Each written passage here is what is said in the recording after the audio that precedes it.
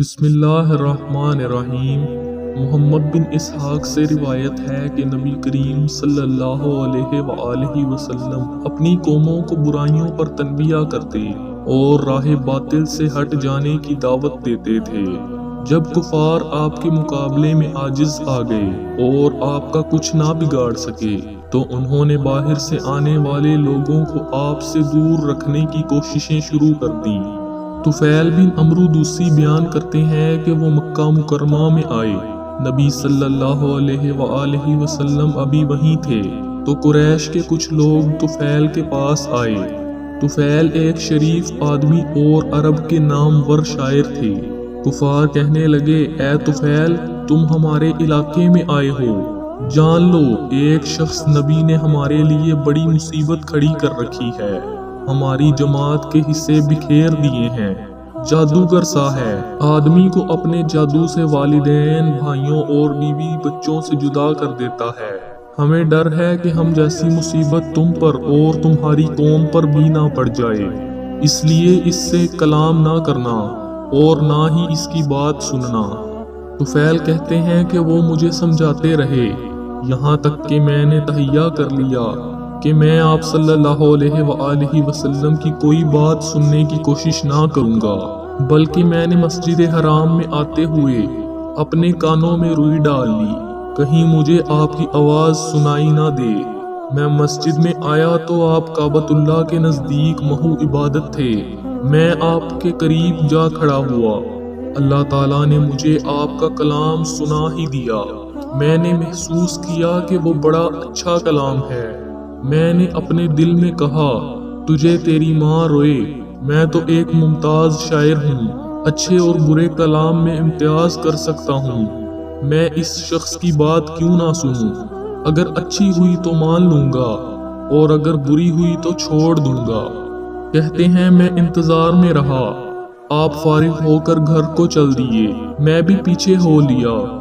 آپ گھر میں داخل ہوئے تو میں بھی پیچھے جا پہنچا اور کہا، اے محمد صلی اللہ علیہ وآلہ وسلم، آپ کی قوم نے مجھے ایسی ویسی باتیں کہی ہیں، باخدا انہوں نے مجھے آپ سے اس قدر ڈرایا ہے کہ میں نے کانوں میں روئی ٹھونس لی تاکہ آپ کی بات نہ سنائی دے سکے، مگر اللہ تعالیٰ نے مجھے ہر قیمت پر آپ کا کلام سنا ہی دیا۔ مجھے آپ کا کلام بڑا پسند آیا ہے، مجھے اپنا دین سمجھائیے۔ چنانچہ آپ صلی اللہ علیہ وآلہ وسلم نے مجھ پر اسلام پیش کیا اور قرآن کریم کی کچھ تلاوت کی۔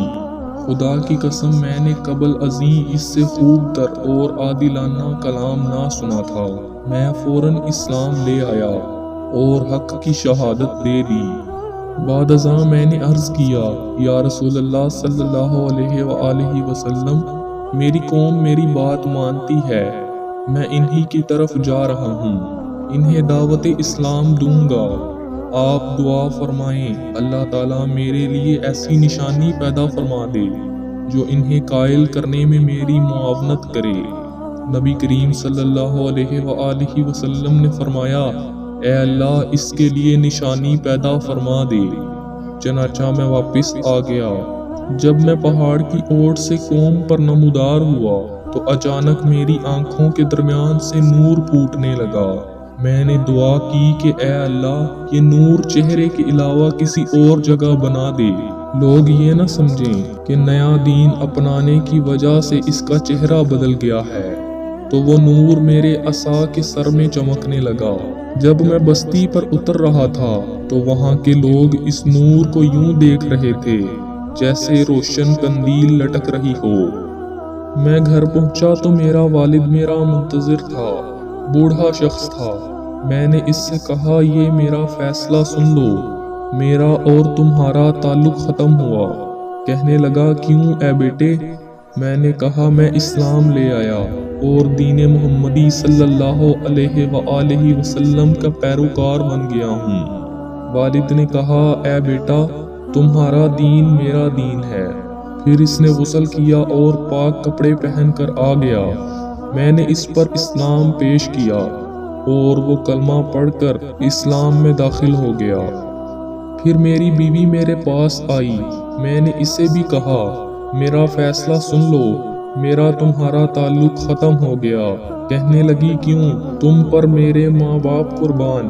میں نے کہا اسلام نے میرے اور تمہارے درمیان فرق کر دیا ہے، میں مسلمان ہو گیا ہوں اور دین محمدی صلی اللہ علیہ وآلہ وسلم کا حامی بن گیا ہوں۔ وہ بھی کہنے لگی تمہارا دین میرا دین ہے، اور وہ اسلام لے آئی۔ میں نے قبیلہ دوست کو دعوت اسلام دی، مگر انہوں نے سستی کا مظاہرہ کیا۔ میں نبی کریم صلی اللہ علیہ وآلہ وسلم کے پاس آیا اور عرض کیا، یا رسول اللہ صلی اللہ علیہ وآلہ وسلم، دوست والے مجھ پر غالب آ گئے ہیں، ان کے لیے دعا فرمائیں۔